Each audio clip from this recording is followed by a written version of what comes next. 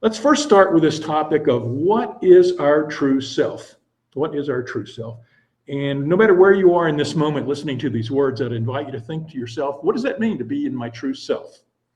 And this will be the one piece here in the participatory realm in the room. I'd like, if anybody's got a thought, a couple of words on what is it your true self? What's the word that comes to mind? If you got a word, just raise your hand real quickly. Oh, come on. Authentic. All right. What? God. God is your true self? Authentic. Authentic. Divine. Divine. Anyone else? Yeah, good. Yeah. Authentic, God, spirit, divine, those kinds of concepts typically come to mind. I know that when I look back over my history as a human being going through this lifetime, that I've developed and changed and grown in the concepts of what does it mean to be my true self. I think if somebody would have asked me back in my early 20s, and they'd said, Mark, what's your true self? I'd said, well, my true self is, my name is Mark, and I live here in this town, and these are my parents, and this is the job I'm working at, and this is my family. And I would have defined my true self all in the worldly story of who I was navigating through life here on earth. But as times changed, and I grew a little bit, I became aware of the fact that my true self was more than that. And I started figuring that my life was more than this physical material realm that I find myself living in, that there's this other idea out there that it was starting to creep into my awareness, an idea that maybe there's a pattern or an idea of who I truly should be more than this story I'm telling myself in the physical life. And so I had this pattern back here that I was tapping into.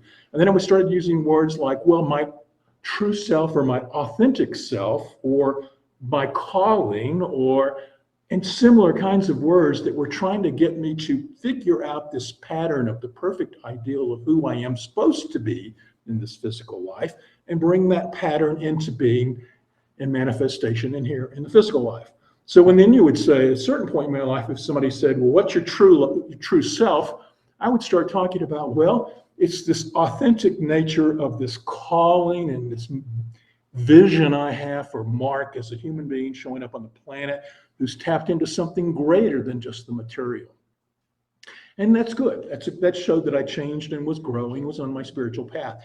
But there's also, at a certain point, there's a certain aspect to it that takes you even further than that pattern or ideal or authenticity for Mark is something that's even behind the idea.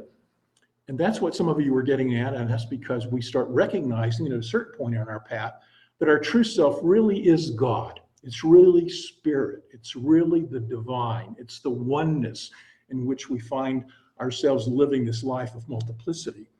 What we've come to believe and know about our lives at some point on our spiritual path is that we know that we are spiritual beings having a material existence, and that we're living in these two areas simultaneously between the material world and the spiritual world.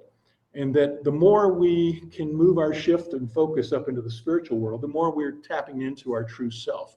Our true self recognizes a unity of all that is. Whereas when we get stuck in the multiplicity and the stories of our life and what's going wrong in the world of politics and the world of not enough and all those other things that pop up in our life, I think that these lives are not good and perfect. When we're mired in those stories, then we're not being in our true self. But when we can tap into the essence of our interconnectedness to all it is, then we're getting into the true nature of who we are. Now, what I've come to understand is that there's lots of words for this, lots of ways in which spiritual teachings bring about this idea.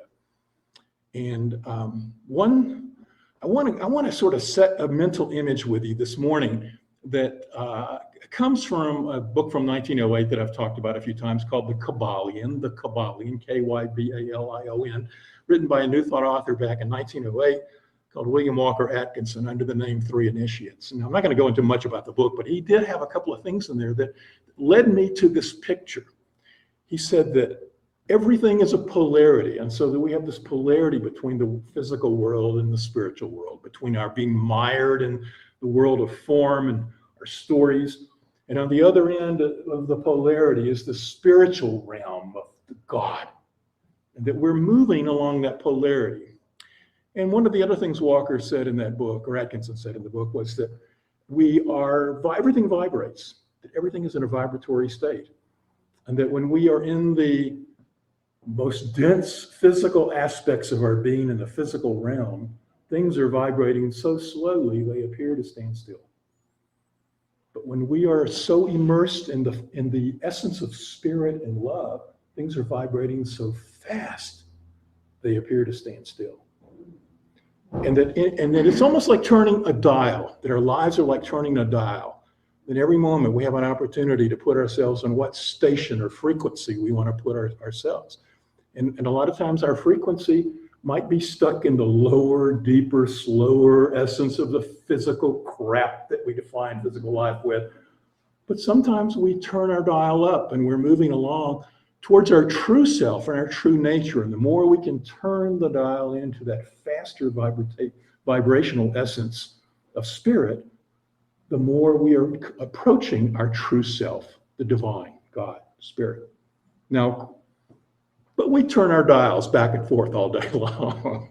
We turn on politics and we turn the dial down. We may come to CSL Denver and get a message and have inspiring music, and we turn our dial up.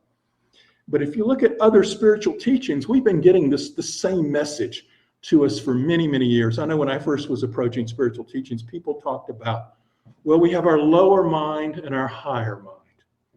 And we want to tap into our higher mind. Higher mind is nothing but turning the dial up. People would talk about, we need to move our chakra energy up. But what is nothing but the crown chakra is often called a pathway to the cosmos. The more we can live in those essence of the energy of the higher chakras, the more we've turned our dial up towards our true self. Many people talk about the fact that we have physical bodies, emotional bodies, mental bodies, spiritual bodies. The more that we can turn our attention towards the spiritual body, the more we're turning our dials up towards our true self. We talk about in Science of Mind a lot about divine consciousness or the Christ consciousness, or recognizing that yes, we all have conscious awareness, but we use that conscious awareness in different ways. And the more we can turn ourselves up into that Christ consciousness where we understand the unity of everything, the more we're turning those vibratory dials up to spirit. So the essence here is really that we are moving along that path from our lower vibration to our higher vibration. We're moving from the material realm to the spiritual realm.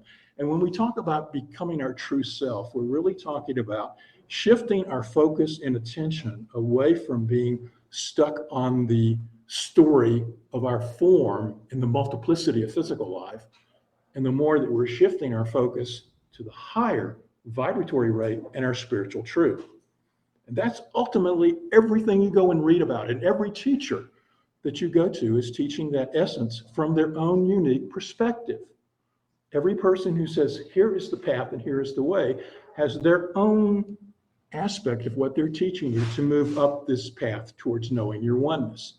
Now, we start, of course, with a reality that we're all spiritual beings who've been immersed into this world and have this multiplicity of experiences. And so we're all here on our own individual paths.